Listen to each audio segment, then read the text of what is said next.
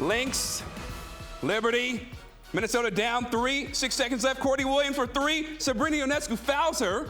She went to the line, and she would make the free throw. We would end up going to overtime after Breanna Stewart hit one of 2 field goals, free throws after a foul. Now, in OT, Breanna Stewart, a chance to tie and go to 2 overtimes. She just misses the layup, and Minnesota comes back from 18 down to stun the Liberty in Game 1 of the WNBA Finals. Tied for the largest comeback win in WNBA Finals history.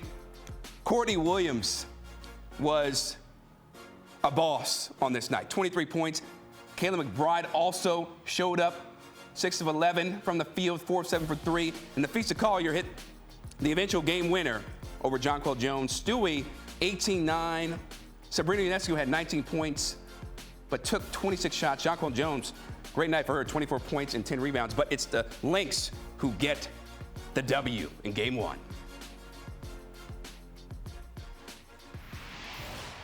And for more on this game, we bring in CBS Sports WNBA analyst Erica Ayala. And Erica, I don't know where to begin with this game because I had scripts written for the Liberty just blowing out the Lynx, and then even when they were up 15 in the fourth quarter, and yet the Lynx, they just never died. How do you explain what we just saw?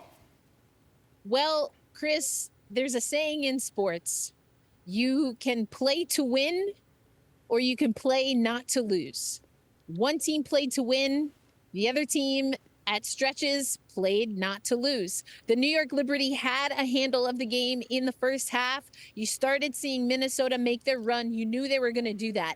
And then down the stretch, opportunities for the New York Liberty to convert not just Breanna Stewart, but other players. They didn't get a first bucket in OT until a few times down the court.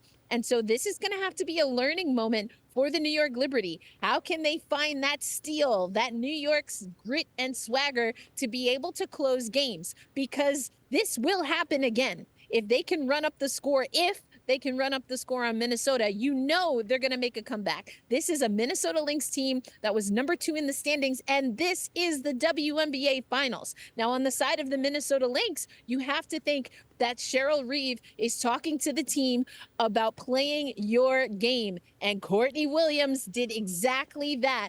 Played her game. When the opportunity comes, you are ready to go. She was being interviewed down here on the court, had her contingency, of course, with her father and other Minnesota Lynx fans, and you saw her just walking off the court, flexing. That's exactly what you want as the road team. Minnesota earned every part of this win. They absolutely did. They stole this game for the New York Liberty. And I just want to go back to something we saw on the broadcast. So Spike Lee was dancing up and down after it was ruled that Breanna Stewart was going to go to the line. Everybody's thinking it's over, right? Because she's a great free throw shooter. And then she misses 1 or 2. We know what happens in OT. So how would you describe the atmosphere after the Liberty really just, they unraveled in a way that you didn't expect? Well, I mean, this crowd, New Yorkers, I know I am one, emotional people, and you could definitely feel the energy. Even if you didn't hear it, you could feel the energy of the crowd.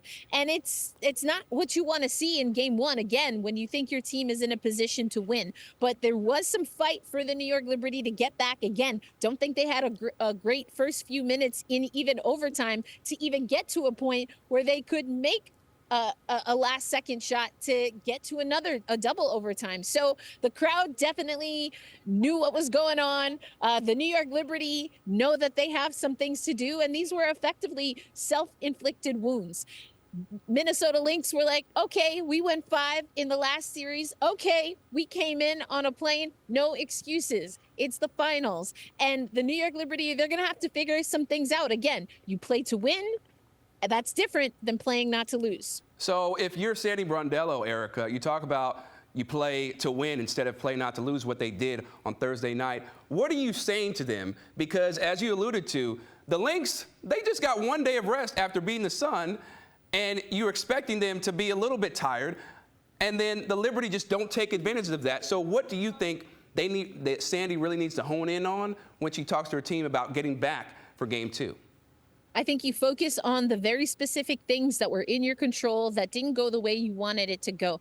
I think missed shots are a part of the game. That's not always something that you can control. What you can control, though, is how you keep the momentum. The New York Liberty got a little bit comfortable at parts in this game, and then later in the game, they got a little bit frazzled. So you need to, as a coach, but especially as a coach, you need to talk to the players on your team, your leaders, and let them know, be in their ear, give them and empower them to settle the game down. The New York Liberty didn't do that at times. There was almost a little too much juice, and that's not always a bad thing. It's definitely a fixable thing, but it's something that New York is going to have to figure out, and they can. I think this is a New York Liberty squad that is they've matured a lot. Even after that Game 3 loss to the Vegas Aces in the semifinals, I loved what Sabrina Ionescu told reporters. She's like, this is great after the loss. This is great because now we've seen this, now we've experienced this, and we can fix it.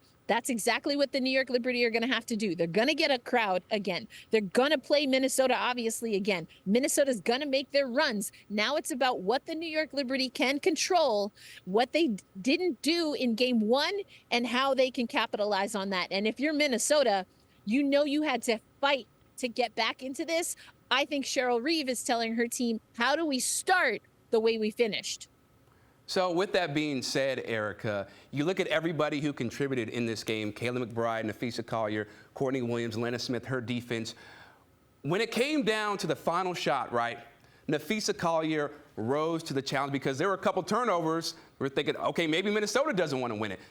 How special is Fee to deliver in that moment, going up against Jonquel Jones, who is very tall? Napheesa Collier is cool, calm, and collected. She comes from and is cut from the same Yukon cloth as a Breanna Stewart. And that's the kind of leadership that you need in a game like this. Energy's high. Again, a lot of juice, a lot of people here, full capacity crowd. You need to be able to settle things down, and Fee does that with her game. She does not overcomplicate her steps. She has great footwork. She's very poised. That's what Napheesa Collier was able to do. And then you have Courtney Williams able to do what she's able to do by getting open shots. I saw that we had on the screen also that block. Breanna Stewart has been the calming presence for the New York Liberty on the defensive end. That, though working as hard as she does defensively, doesn't get enough credit as I think it deserves. That can really drain you. And so the New York Liberty have to know when to go to Stewie and then when they go to other people. Courtney Vandersloot, I thought, had a great game. Sabrina Ionescu has that leadership, but she needs to tap into it a little bit more than she did in Game 1. Her shot selection, I think, is something that she'll probably want to have a look at. And Jonquel Jones, I think, had a great game, but needs to just settle in, be composed. I like that she didn't get too many fouls early on, but I think she was a little bit frustrated that she didn't get more fouls, or she didn't get to the foul line a little bit more. This is chess, Chris. Basically, I could have summarized all of that by saying this is chess. This is the WNBA Finals. These are two Hall of Fame worthy head coaches, Hall of Fame players on both sides. So adjustments will be made. These two teams on paper, in the standings, how they got here, very similar. So it's like playing yourself. How do you beat yourself? And the team that can figure that out, that's who's going to be champion this year. 100%. It was pure cinema, and hopefully we get this for 4 more games. Erica Ayala, appreciate you as always. Thank you. Whew, my goodness. Again, a crazy comeback by the Minnesota Lynx. And look at Cheryl Reeve. You look at most playoff wins by a head coach or team. She's got 48. She has outpaced the Mercury, the Sparks, and the Sun, only trailing the Minnesota Lynx organization. And listen, if they win 2 more, she'll have outdone her own franchise. Incredible coach and leader. The Lynx steal Game 1 against the Liberty. They were down by as many as 18 points, but Courtney Williams went off, as did Napheesa Collier, Kayla McBride, and they stunned New York. That 3 right there tied the game. They went up 1. Then Stewie hit 1 of 2 free throws after a foul. Overtime, Napheesa Collier hit the eventual game winner. And Minnesota is up 1-0 on the Liberty in the WNBA Finals. And for more on this epic game, we bring in CBS Sports WNBA analyst Terrika Foster-Brasby. And Terrika, there were so many points in this game where you're thinking, okay, the Lynx, they're dead in the water. First in the first half, then 5 minutes to go in the fourth quarter, they're down 15. And somehow, some way, they refused to die. So what changed for the Minnesota Lynx, Terrika? Everything changed, to be honest. Their shot selection changed. Their fuel changed. Napheesa Collier, she got hot and things changed. Courtney Williams, my goodness, she understood that she needed to be more aggressive, and that also changed. You know, it was funny. I was telling you, off camera at the half, the Lynx were down by 8, and I ran into Courtney Williams' father, and I said, hey, don't be having too much fun back here. And he said, oh, I'm going to have a lot of fun and cut up once Courtney Williams gets hot because she's going to go off. She's going to win the game for them. And sure enough, a 4-point play quite literally changed the trajectory of this team with literal 0.8 of a second left on this clock. So a lot made the difference as it relates to being down the stretch for that Minnesota Lynx team. And when you talk about, that's a great story from Courtney's dad, but the atmosphere at Barclays was electric, right? Spike Lee, he's smiling, thinking the game is over because Breanna Stewart's going to make both of those free throws. She doesn't. So, and then we know what happens in overtime. So just describe to me the range of emotions from these fans thinking, we're winning this till, oh, we just lost a game when we blew an 18-point lead. Well, I can tell you this. It's not too often that Barclays Center becomes silent. This place is jumping. This place is usually rowdy. There are fans everywhere loud. When they're doing the Ellie wave, there's really nothing you can do to even hear yourself. And quite literally, at the moment that that buzzer went off, this place was stunned.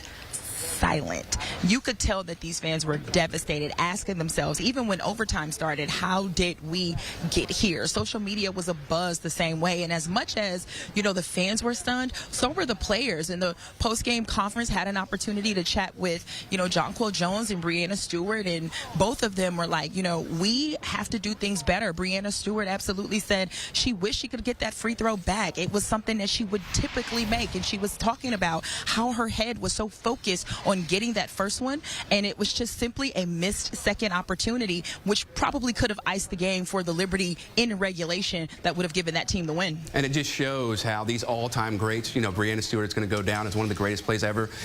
They're human, and they make mistakes even when we think they are invincible. So moving ahead, look, the title has not been won in one game. So if you're the Liberty, what do they need to do in Game 2 to make sure they don't go down 0-2 heading to Minnesota?